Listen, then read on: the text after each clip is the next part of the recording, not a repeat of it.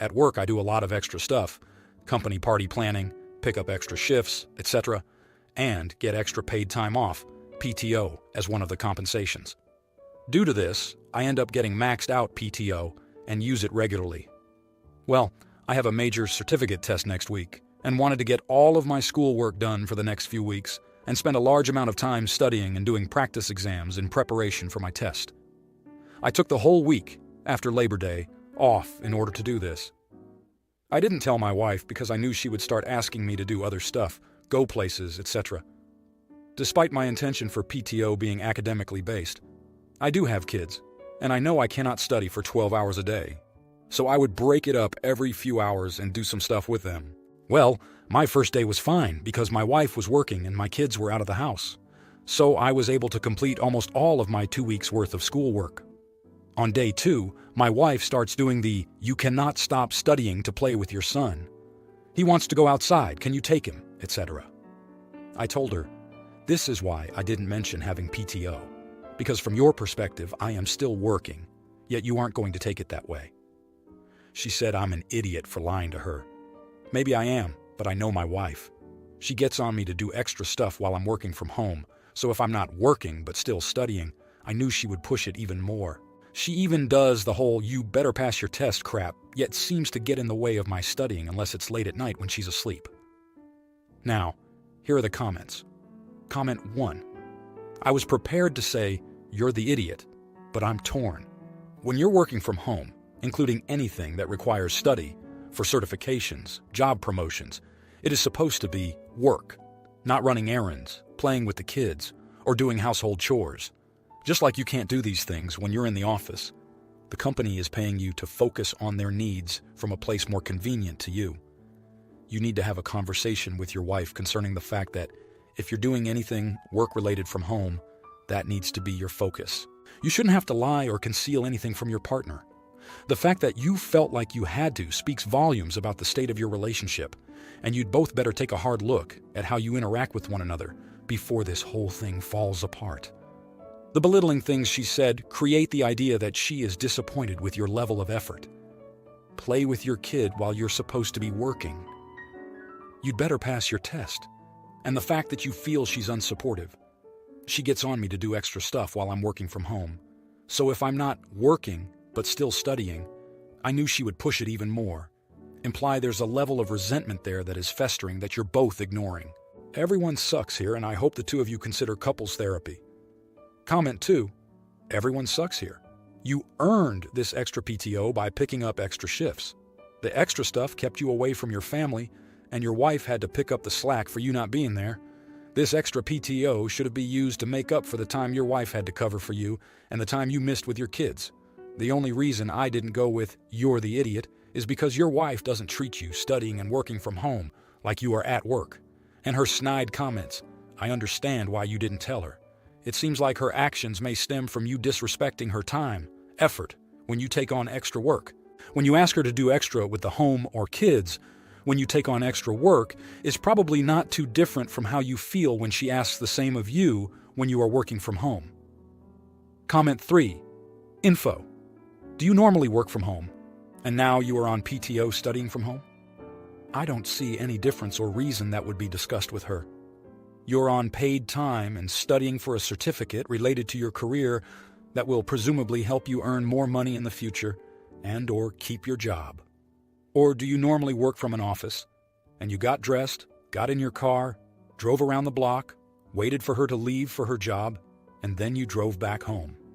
Was there deceit or trickery involved here, other than just not telling her you were on paid PTO time versus paid working from home time? Lastly, does your use of PTO for this impact your ability to go on family vacations, etc.? Now, for the next story. My wife is irate with me and calling me controlling and saying I want her to have no social life, etc. Because recently I found out that where she works as a receptionist, ratio is 2 girls to about 30 guys. They've been getting off around 3 p.m. some Fridays, and while most people leave, including the other female, she, her manager, and a few other guys drink together in the manager's office. And I'm upset. She said she didn't tell me about it and hid it from me because she knew how I would act. For context, she has a social life, Even with 4 kids, she still plays at least 4. 5 gigs a month, used to be more like 7. 9. But I was exhausted, and our therapist agreed she should cut back. Important edit. I wanted to leave this out to see what people thought, but she cheated on me 1 year ago or so. We made 2 rules in therapy. She made 2 as well. Mine were 1, she doesn't add a guy to her personal social media or into her phone if I don't also know him. 2, she tells me about time spent with guys I don't know, like if she had a guy buy her a drink after one of her gigs and chatted with him. Reasoning here was that I don't want to find out from someone other than my wife who saw her having drinks with some guy and laughing. Now here are the comments. Comment 1. Not the idiot. You know the answer here. There shouldn't be secrets in a marriage, even with stuff that would upset one another. Adding in the context of your edit, and I suspect most of the replies you're going to get, mine included, is, why are you still with her? She cheats on you. She lies to you. She spends an inordinate amount of time away from you and the kids. She's not a wife. You're her safety net for her partying lifestyle. At least, that's the way it sounds with what you've posted. You deserve someone who will respect the relationship, respect the kids, and most of all, respect you.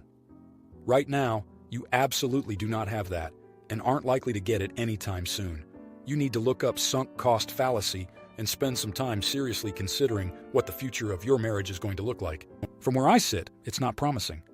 Comment 2. Not the idiot controlling is the new buzzword for having any boundaries at all. Not wanting your wife drinking with other men is not controlling at all. Even more so, since she has cheated on you before. Why you didn't dump her when she cheated, I don't know. If she's lying about this, what else might she be lying about? Comment 3. She cheated on me a year ago. Based on this comment below, not the idiot. She made a lie of omission about drinking with the coworkers.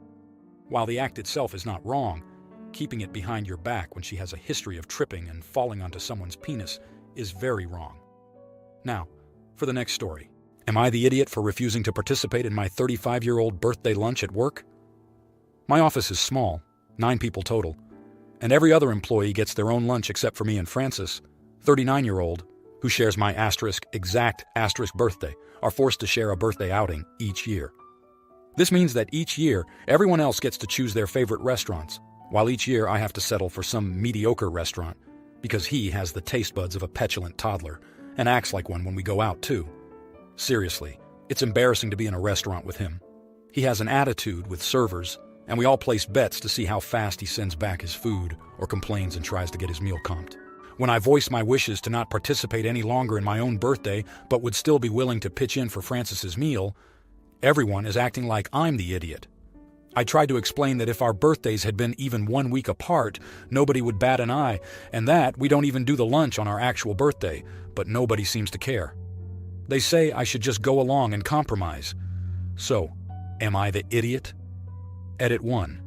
2 other employees, the supervisor and a coworker, have a birthday 4 days apart and they each get their own lunches. My argument is that why should we be any different? Now, here are the comments. Comment 1. Not the idiot. I guess the dynamic at my work is a little more forward. If I was in that situation, I would say, I'm not doing the birthday lunch for a few reasons. 1. Francis picks the place every year. 2. The places he picks are terrible. 3. Every time we go, he dislikes either the food or the service and acts like a child to the waiters, waitresses, and it's honestly embarrassing to be around. Sorry, everyone, but that's just not how I want to spend my birthday. Now, on the flip side, the day before my birthday next week, I'm going to eat at XYZ restaurant. Feel free to join me if you want. That's what I would have said. I don't think saying any of that would be out of line. Comment 2. Not the idiot, and I'd say, let's see. Your position is go. My position is not go. So how is me just folding and going? Any sort of compromise? Compromise is separate the dates and I'll go. That's the offer. I'm willing to hear counters that aren't simply capitulation. Another offer is that we can go to my choice as many times as I have had to go to his, and then once we are even, we can have this conversation again. Also, any particular reason that Francis and I aren't worth the same amount as everybody else? Why is the one exception to the tradition that's permitted result in my having to eat terrible food on my birthday celebration? Comment 3. So why can't you just split up the birthdays? Do Francis on day X and yours on day Y just because they fall on the same day? If the company lunch isn't on the actual birthday day, why are you two forced to share a meal? And given that apparently everyone is aware of Francis having lousy taste, seems like your office is filled with unnecessary drama. Or maybe you trade off who chooses the place and Francis has to suck it up next year, as apparently he sucks it up on other people's birthdays, not the idiot. Now, for the next story. So I just made an appointment to get my nose pierced for tomorrow. I've had it pierced before I met my boyfriend, but had to take it out. I went and told him I was going to get it done, and he's begging me not to. Even said he'd pay me to not get it done, and asked why I don't consult him when making these choices. We've been together a little over a year. Am I wrong for not asking him or discussing it with him before? Also, should I not get it since he doesn't want me to even though I want to? He said he doesn't want to be seen in public with someone with a nose piercing. Now, here are the comments. Comment 1. I'll go against the majority here and say no assholes here. You are totally free to do as you want, and you are not obligated to talk to him about those kinds of decisions. But you two are in a relationship, and it's always a good idea to share those kinds of decisions for the sake of the relationship. He clearly doesn't think that nose piercing is something attractive, and I'm sure there is some decision he could make that you wouldn't find attractive on him. We all need to make decisions with both our own preferences and the preferences of our partner in mind. If he doesn't like girls with nose piercings, he has the right to decide to leave the relationship, and you also have the right to decide that having the piercing is more important to you. I don't think that his reaction is necessarily a red flag. We all have our preferences. As long as this isn't like a regular thing where there is something he asks you to change every month, then it becomes more about control than preferences. Comment 2. No assholes here. That's controlling behavior and a huge red flag. If he loved you, a metal stud or ring wouldn't suddenly make you undesirable. Run away from this guy as fast as you can, because in my experience, this is just the start. Also, get the piercing. It's your body, your rules. Comment 3.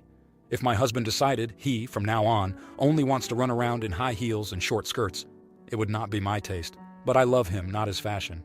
He is the one whose feet hurt. I would never be ashamed of him, no matter how his body looks. It's called love. Now, for the next story. My sister Laurel, 30 years old, had her second child a month ago. Her oldest is 14 months old. During Laurel's first pregnancy, she was asking different family members, except me, if they were dying to know what she was calling her baby, and whether they wanted to guess the names she had chosen. One or two maybe gave a guess, but everyone told her they could wait until she and her husband were ready to announce. Her oldest, her son, she named Theodore. Her daughter is Mildred. During the second pregnancy, she was very much asking the same questions, still not to me.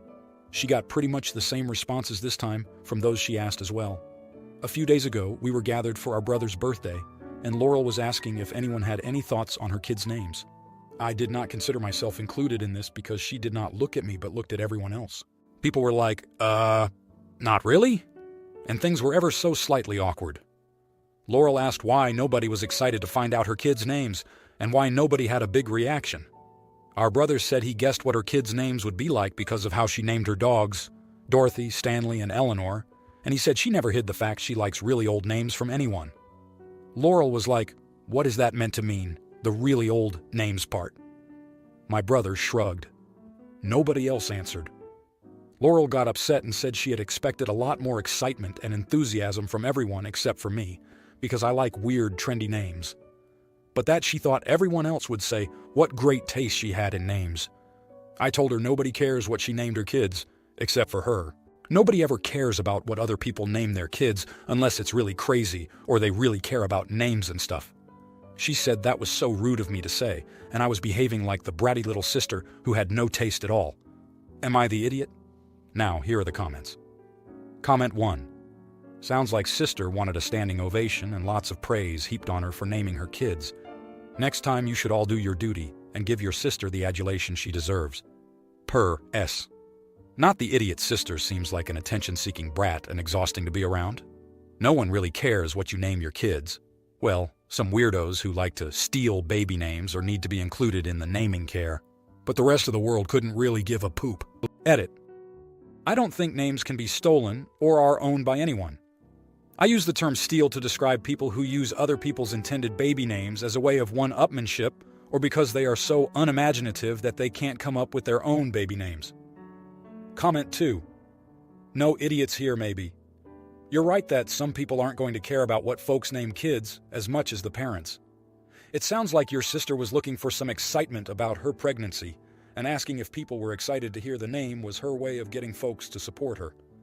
Usually, family members muster some excitement about babies and names. Some are even genuinely excited about milestones in the pregnancy of their sister/daughter/etc. You all seem to not really care, which leads me to believe your sister isn't feeling supported and wishes people would be more engaged with her. That doesn't make her an idiot. Comment 3. Not the idiot. Your sister should realize when she is being a bit much. Also, the only correct response to "Can you guess the name?" is Muhammad, since Muhammad is the most commonly used name on Earth. Read a frickin' book for once. McLovin, if you like this video, you'll probably like these too. Also, while you're here, please consider subscribing. It's your support that keeps this channel alive and allows me to make better and longer videos. Have a great day.